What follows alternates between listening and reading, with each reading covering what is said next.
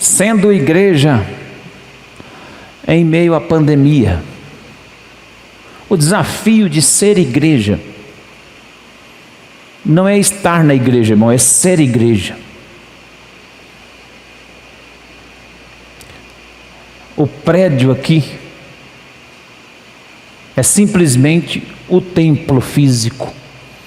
A igreja de Jesus é você. Amém? A igreja de Jesus é você, não é o prédio. Então, como ser igreja no meio de uma crise ou no meio da pandemia? Sendo igreja no meio da pandemia ou em meio à pandemia. Quero ver um exemplo bíblico aqui para nós nos identificarmos com esse texto da palavra de Deus. Vamos ler o texto, 1 Tessalonicenses capítulo 1, a partir do verso de número 2, diz assim a palavra. 1 Tessalonicenses capítulo 1, verso de número 2, a seguir. Assim diz a Escritura Sagrada: sempre damos graças a Deus por todos vocês, fazendo menção de vós em nossas orações, lembrando-nos sem cessar da obra da vossa fé, do vosso trabalho de amor e da vossa firmeza de esperança em nosso Senhor Jesus Cristo diante de nosso Deus e Pai, reconhecendo, irmãos, a vossa eleição em Deus, porque o nosso evangelho não foi a vós somente em palavras, mas também em poder, no Espírito Santo e em plena convicção, como bem sabeis quais fomos entre vós por amor de vós. E vós vos tornastes nossos imitadores e do Senhor, recebendo a palavra em muita tribulação, com a alegria do Espírito Santo, de maneira que fostes exemplo para todos os fiéis na Macedônia e na Acaia. De vós fez-se ouvir a palavra do Senhor, não somente na Macedônia e Acaia, mas também em todos os lugares. A vossa fé para com Deus se espalhou de tal maneira que não temos necessidade de falar coisa alguma, pois eles mesmos anunciam de que forma fomos recebidos entre vós. Dizem-nos como vos converteste dos ídolos a Deus para servirdes ao Deus vivo e verdadeiro, e aguardastes do céu a seu Filho, a quem ele ressuscitou dentre os mortos, a saber, Jesus, que nos livra da ira vindoura. Até aí tá bom. Que o Senhor nos abençoe com essa palavra, na autoridade do nome de Jesus. Amém. Aleluia. Deus é bom em todo tempo. Aqui tem um modelo de igreja em face de enfrentamento de tribulações. Na segunda viagem missionária do apóstolo Paulo, ele estava junto com Silas e Timóteo, e eles chegaram pela primeira vez em Tessalônica após sair de Filipos. E nesse período em que ficaram na cidade, Paulo pregou na sinagoga deles. Esse era o templo principal dos judeus na época. E ali naquela ocasião se converteram um grande número de pessoas, um grande número de gregos, lançando ele os fundamentos, ou seja, a fundação. Paulo lançou juntamente com Silas e Timóteo, naquele grande número de convertidos gregos. Eles lançaram os fundamentos, a fundação de uma grande e poderosa igreja em Tessalônica. Uma igreja que futuramente se tornaria um modelo, um exemplo de cristãos para toda a Ásia Menor, para todos os outros cristãos que fossem se convertendo. Eles permaneceram por ali pouco tempo, o período foi curto, porque os judeus, movidos por inveja, se você for pesquisar isso aqui, no Atos capítulo de número 17, verso 5, registra esse evento. Paulo foi perseguido. Paulo e os apóstolos foram perseguidos, porque os judeus se revoltaram e começaram e iniciaram uma perseguição contra Paulo. E qual era o teor da perseguição? Eles acusavam Paulo de estar traindo o governo, a César. Paulo e Silas então são obrigados a fugir. E numa dessas noites eles vão parar em Bereia, onde houve muitas conversões.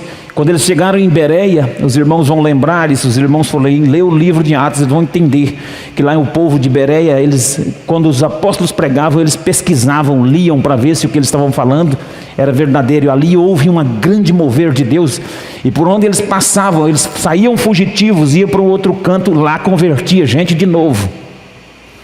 Então não é a perseguição que para a igreja, a perseguição faz a igreja crescer. Por incrível que pareça, a perseguição espalha os crentes, e ao espalhar os crentes se multiplicam, e o poder de Deus se alastra através do Espírito Santo, amém? Não reclame da perseguição.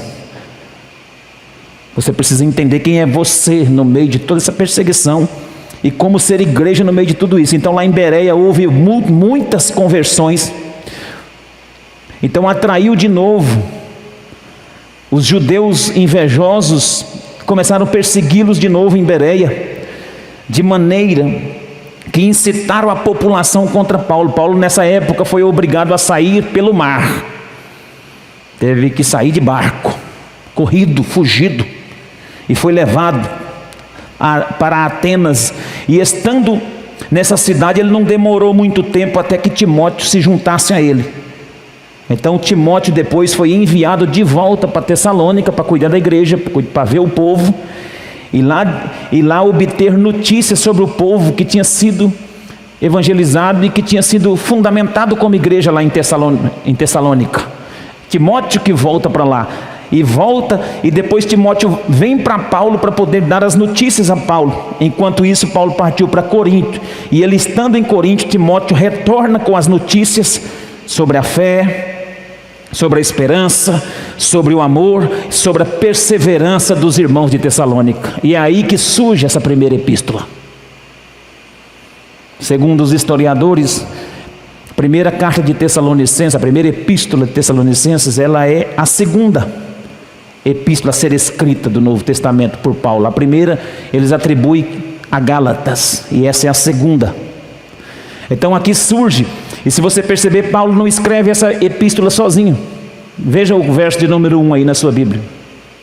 1:1 diz assim: Paulo, Silvano e Timóteo, à igreja dos Tessalonicenses, em Deus Pai e nosso Senhor Jesus Cristo, graça e paz vos sejam dadas. Então ele não escreve sozinho, ele escreve com Silvano, e ele escreve também com Timóteo. Paulo, Silas e Timóteo. Amém? E aí, chegando em Corinto, dando notícia da fé, da perseverança, dando notícia da esperança, do amor dos irmãos, em meio às perseguições sofridas, é que começa a escrita dessa carta.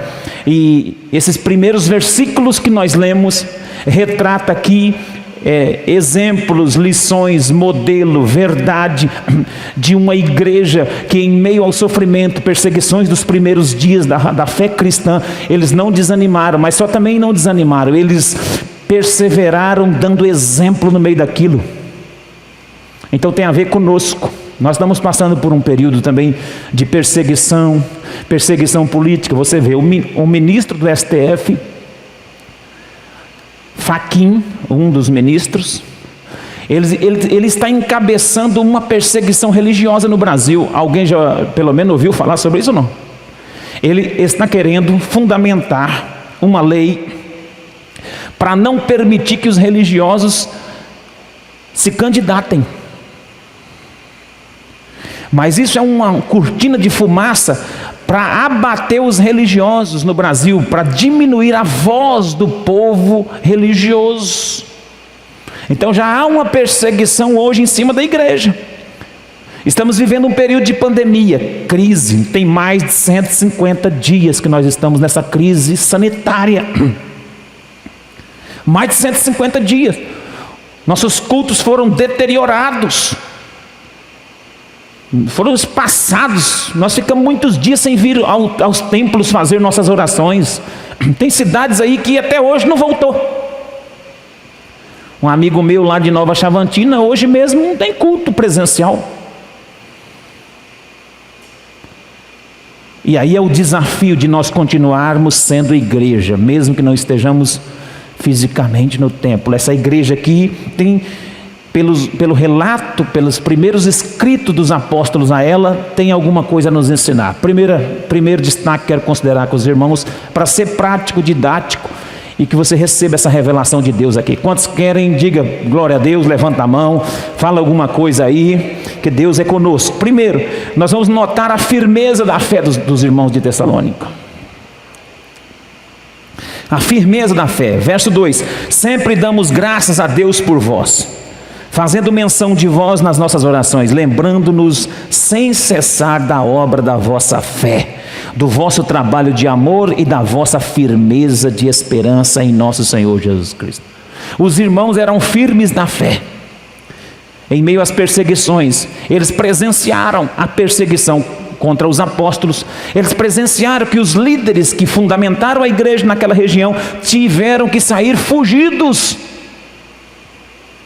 Eles presenciaram toda uma perseguição aos seus pastores. Os líderes, Paulo, Silas, Timóteo, tiveram que correr dali, porque senão seriam mortos.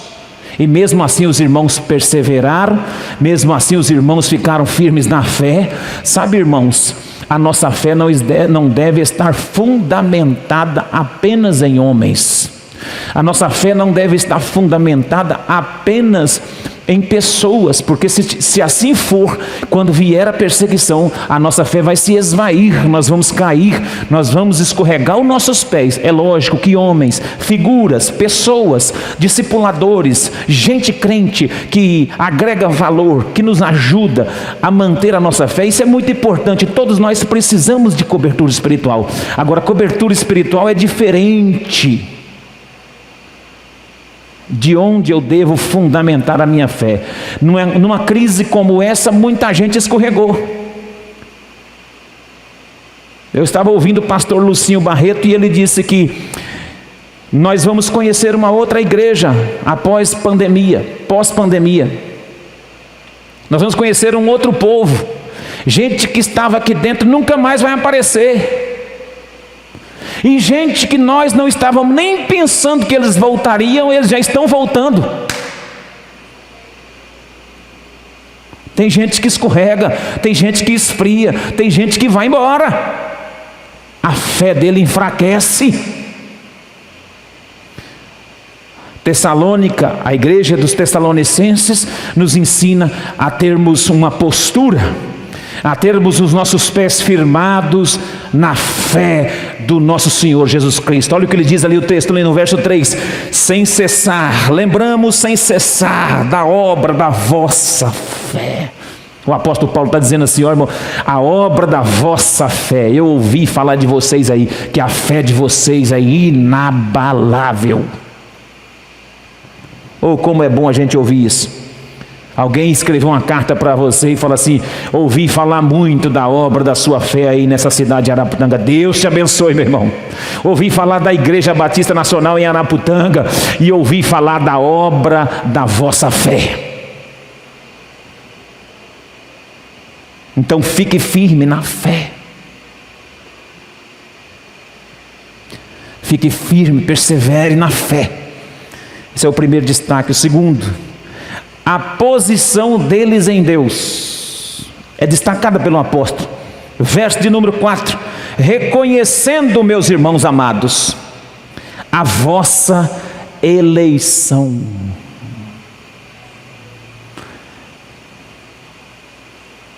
Eles são reconhecidos por quem está escrevendo a carta a eles como eleitos de Deus.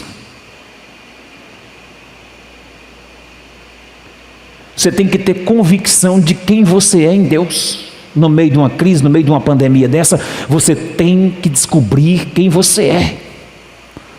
Qual é a sua identidade? Se você sabe que você foi eleito por Deus, ninguém pode te tirar da mão de Deus. Não é uma pandemia, não é uma doença, não é uma infecção, não é uma enfermidade, não é perseguição política, não é o pecado do outro, né, meu irmão, não é o escândalo, não é nada que pode tirar você de Deus, porque você já foi eleito pelo próprio Deus. Foi Deus que te elegeu, foi Deus que te escolheu, e foi mérito de Deus na escolha. Não foi porque você era bom, não era porque você atraiu o coração de Deus, atraiu o olhar de Deus para você. Não.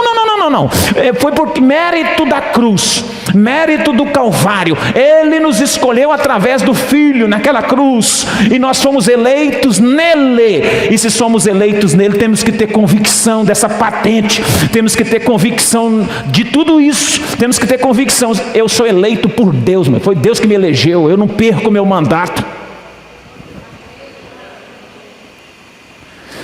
Seu mandato não vai ser cassado.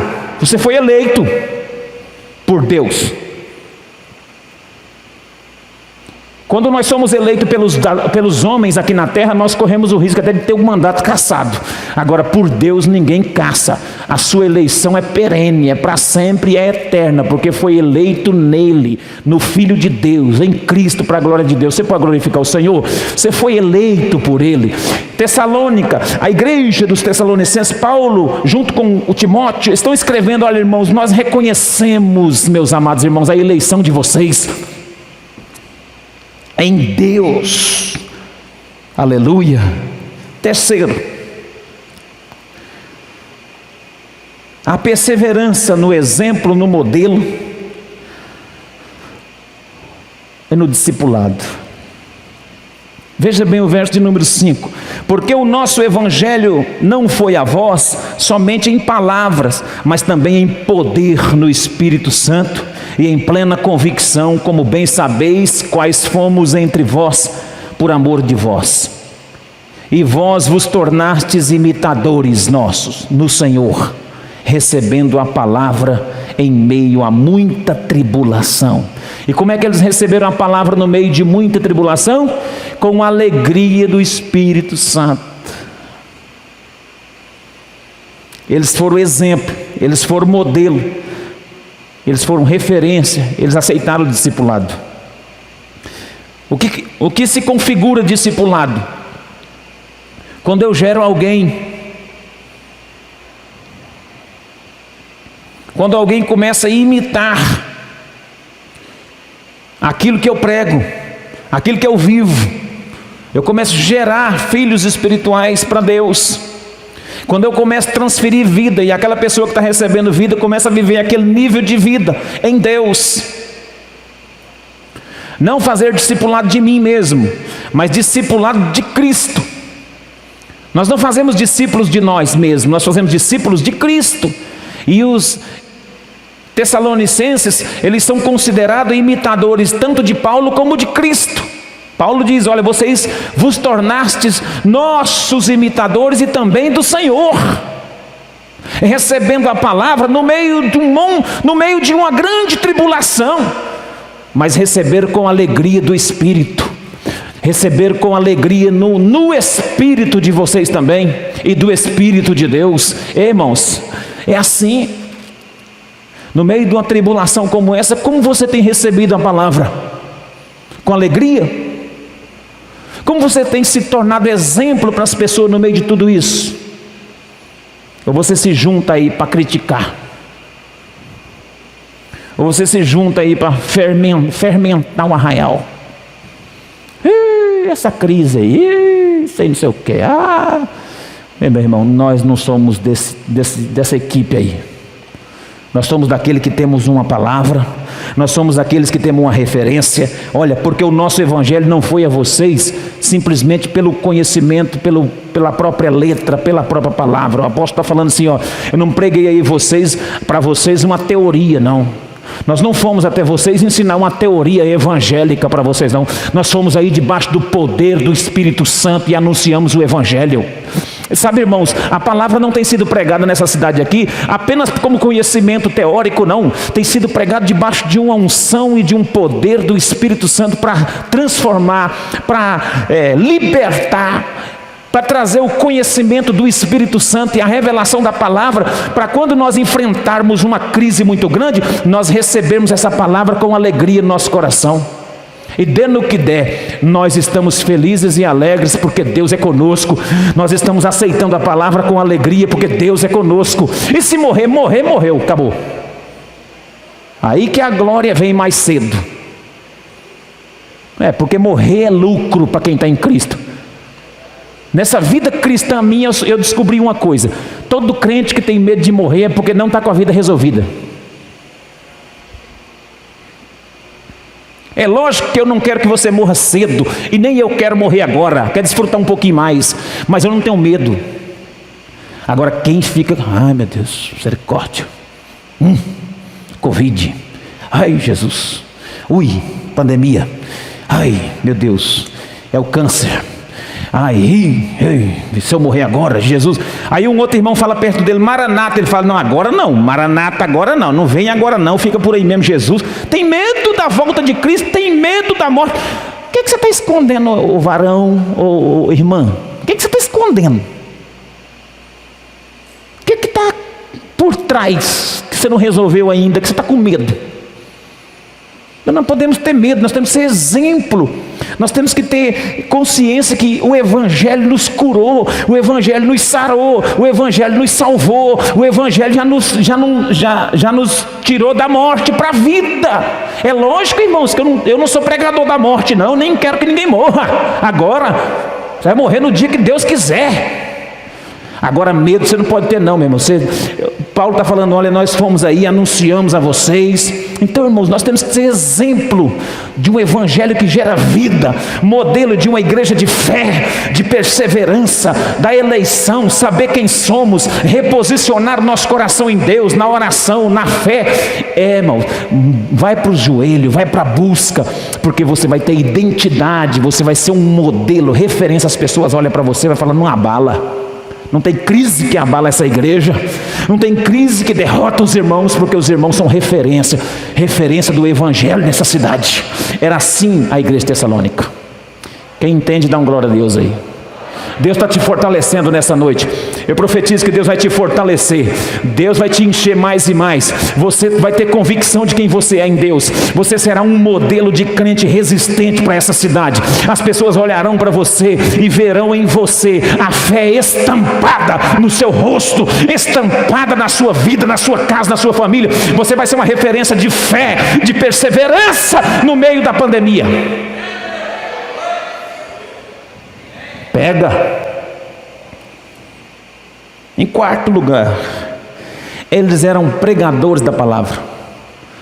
Não ficou ninguém lá, nem os apóstolos ficaram lá para ensinar, mas eles continuaram pregando aquilo que eles receberam. Olha o texto, vai dizer assim, verso de número 8: de vós fez-se ouvir a palavra do Senhor, não somente na Macedônia, mas em Acaia. Não somente na Macedônia e Acaia, mas também em todos os lugares. Olha, irmãos, não ficou ninguém lá para cuidar da igreja, e eles já estavam pregando na Macedônia, Acaia e nos outros lugares da região. Ah, meu Deus. E nós hoje aqui podemos pregar em tudo quanto é lugar. E você não sai de casa bendito, irmão abençoado. Você não dá uma palavra para ninguém. O que está acontecendo com você? Lá os irmãos estão sendo perseguidos, mesmo assim começou a pulverizar o evangelho. E não tinha líder, nem culto marcado, nem reunião de treinamento. Não tinha culto ID, não tinha culto não sei o quê, não tinha treinamento de líder. Não estava tendo nada. Eles tinham recebido o evangelho e do jeito que eles receberam, eles estavam pregando. Sem ter nenhuma instrumentalidade, nem... Olha, para você ver. E nós como com toda a ferramenta, internet na mão, igreja boa, som bom, tudo bom, casa boa, não temos coragem de abrir uma célula para ganhar gente para Jesus. Às vezes ficamos, e aí? pregadores do Evangelho, é um modelo. Ah, pastor, está na crise, mas eu posso ganhar gente, sabe por quê? Na crise é o melhor momento para nós ganharmos pessoas para Jesus. Eu já ganhei umas pessoas para Jesus nessa crise aí, eu já alcancei umas aí, estou monitorando. Eu ganhei pouco, que ganha mais. No meio da crise tem como você desenvolver o Evangelho, pregar o Evangelho. Amém, igreja? Tem como você ser testemunha. Por último, o que eu acho mais importante na vida dessa igreja, que pode ser transferido para nós no meio da pandemia. Verso de número 10. Aguardavam dos céus a seu Filho, a quem ele ressuscitou dentre os mortos, a saber, Jesus, que nos livra da ira vindoura. Essa igreja tinha uma ardente expectativa pela volta de Jesus.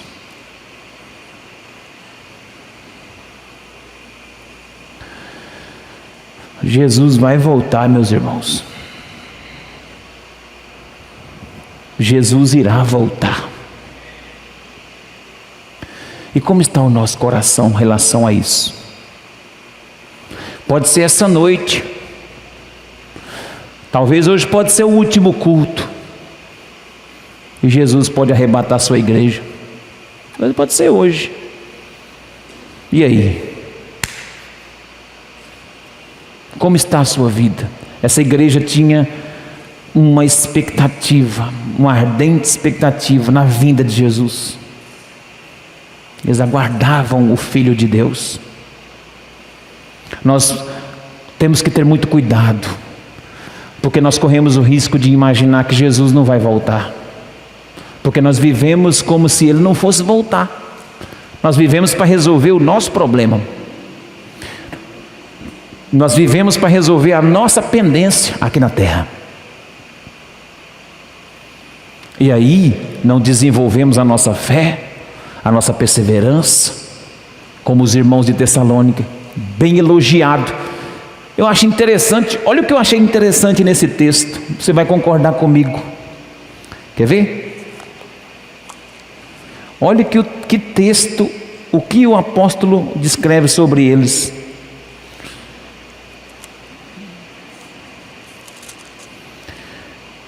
Olha o texto. O verso de número 8, a parte... Vamos ler o 8. De vós fez-se ouvir a palavra do Senhor, não somente na Macedônia e Acaia, mas em todos os lugares. Eles pregavam, a palavra. Agora o restante do versículo. A vossa fé para com Deus se espalhou, de tal maneira que não temos necessidade de falar coisa alguma. Os líderes, os fundadores da igreja aqui, não tinha correção para fazer. Não teve uma palavra de doutrina, de correção para eles, dado o exemplo e o modelo que eles apresentaram como irmãos, como cristãos em Cristo. Que coisa mais tremenda, meu irmão. Nós não temos necessidade de falar nada para vocês, vocês estão cumprindo o evangelho aí. A fé de vocês está se espalhando de uma forma tremenda. Nós não temos mais nada para ensinar, para falar para vocês não. Continuem. No meio de crise, no meio de perseguição. Não foi no meio de congresso de igreja lotada aqui não, meu irmão. Eles perseguiram até os apóstolos, a ponto de um tentar escapar de barco, senão morria. O apóstolo Paulo saiu dessa região aqui fugido. E os irmãos receberam o evangelho de uma forma tão poderosa e começaram a espalhar a fé. Amém?